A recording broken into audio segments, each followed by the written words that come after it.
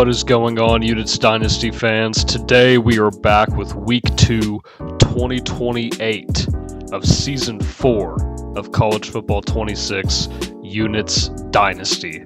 Let's go ahead and look at our teams here. We got Toledo versus UConn with the Toledo win 33-15. Ball State takes the win 17-14 at Ohio State.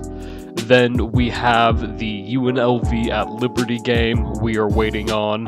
We also have a UTSA at Texas State game we are still currently waiting on. Coastal Carolina with a 34-31 win at Oklahoma. And then unfortunately Temple with the 17-14 loss against Kansas State. Unfortunate for Temple, but we have a Hawaii bye. USF with a 16-10 loss against Louisville. We're waiting on that Colorado State game against Kennesaw State. Should be an easy win for Colorado State.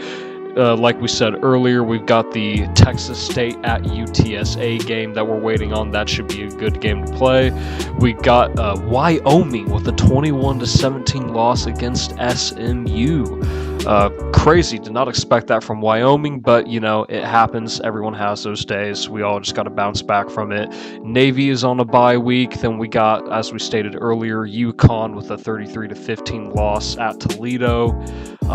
Moving on, like we stated earlier, again, we have that Liberty versus UNLV game. Now, I think that'll be a great game and an entertaining one to watch. Then we have ECU with the 24-21 loss against UAB. Miss UAB all the way. Please come back, brother. And then we have JMU with a 26-14 win against Purdue. Huge start for these for this James Madison University Dukes. That is a huge start for them in this entry to the league. Going on now, we'll take a look at our top 25. Not much changing, but we do have Toledo at 10. We've got Texas State moving up to 15, Coastal Carolina moving up to 18, UNLV moving up to 19, and Wyoming moving up to 21. Wyoming may drop a little bit because of that CPU loss, but I don't expect them to fall completely out of the top 25 as that was against a 22 ranked team. Unfortunate that we don't see Ball State here, but I did lose that Toledo game. Hopefully the win against Ohio State can get me in that top 25 consideration. I would greatly appreciate that from the College Football Playoff Committee. That would be huge for us and whatnot, you know. But yeah, so that's the top 25 rankings as of this moment. Going on, we have now, we'll take a look at conference standings. How about conference standings? We'll start out with the ACC. We've got UNLV 2-0 overall record with a 1-0 conference record. Toledo with a 2-0 overall, but 0-0 in the conference. Texas State 1-0 overall. Wyoming 1-1 overall with 0-1 in the conference. Man, that game's going to come back to bite them. And then we got USF 0-2 and 0-1 in the conference. Not a great start for USF. But I think they're a second half season type of team, and they should come back. Going on to the Big 12, we've got UTSA with a 1-0 start. Coastal Carolina 3-0, but no conference games so far. Your very own Ball State with 1-1, but no conference games. Temple with a 2-1 record, but 0-1 in the conference. That's going to hurt. And then we've got Liberty coming up here. 1-0 overall, 0-0 in the conference, and no other teams to be spoken of. Moving on down to, I believe it is the Pac-12. The Dreg Conference, and you can see here why it's called the Dreg Conference. Hawaii 1-1, UConn 1-1, East Carolina 1-1, Colorado State 0-0, and Navy 1-0. So technically, I think Navy is probably right now looking to be in the best position considering their record with no losses. But will they be able to keep that up? No. They will not, and this is a drag conference for the reason, despite Hawaii's 1-1 record, I imagine that that Hawaii will dominate this conference and has a guaranteed Pac-12 championship trophy. not much else to say here. I think it's just too easy for them. Going on to the Sun Belt to check on JMU. JMU starting out 2-0. We'll see which one they're in, and they are in the East. Right now, it kind of shows them at the bottom, but they did get this win recently. I think they'll move up to the top of that of the Sun Belt East in no time, and that should be a great start for JMU to their entry in the league. Essentially, I think you couldn't ask for a better starting position. 71 overall team. That's a lot better than a lot of teams had to start off with, but it's also worse than other teams had to start off with.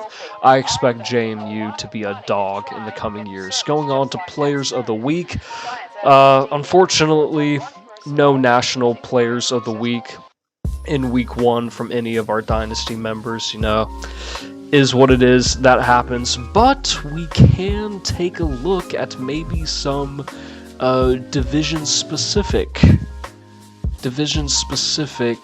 Players of the Weeks. We can go on to conference-specific, I should say. ACC, nobody from user teams, but Temple with Jules Goff, 22 carries, 232 rushing yards, 10.5 average yards per rush, and 4 rushing touchdowns.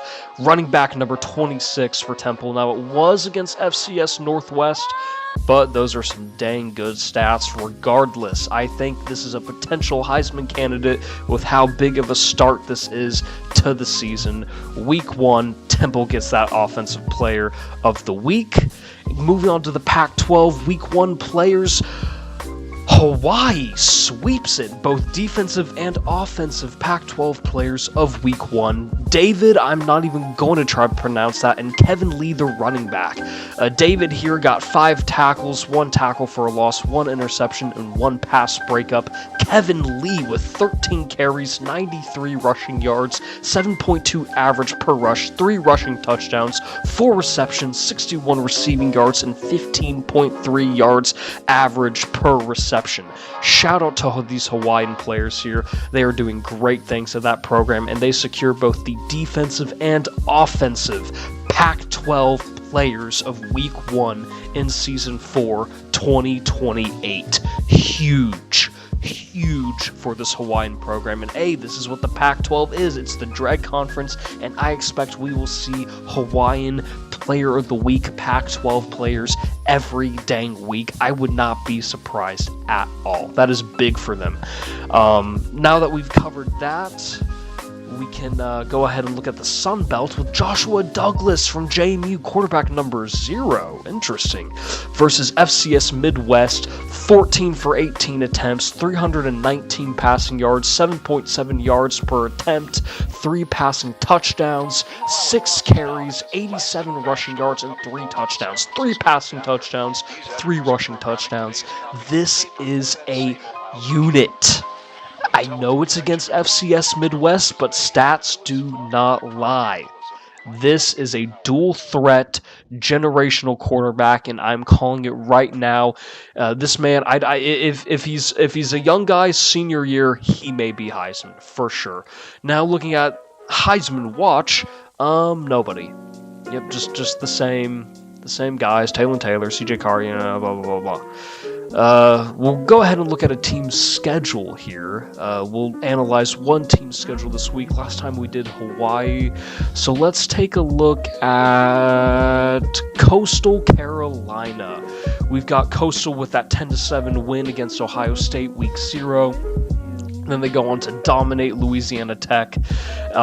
They get a win this week, a squeak-out win against Oklahoma, 34-31 at Oklahoma. And next week, they will be playing Liberty for a rival conference game.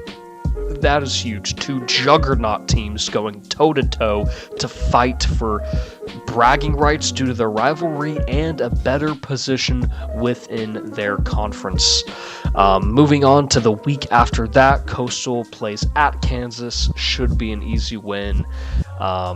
Kansas, I don't think they're anything special. Then you host Georgia State. Easy win again. Iowa State, probably an easy win. BYU, then take a bye and go to Muncie to play at Ball State. I look forward to that game. Play Kansas State, easy money.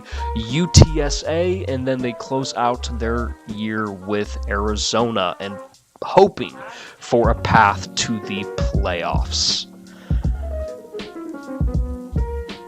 I think that's it, gentlemen. We've done our team schedule review. I think this season will be a good one to watch for Coastal. 84 overall, 3-star team. We expect a lot for them. And that's all for this week, folks. I am your host, Bug. We are looking forward to this season. Stay gritty.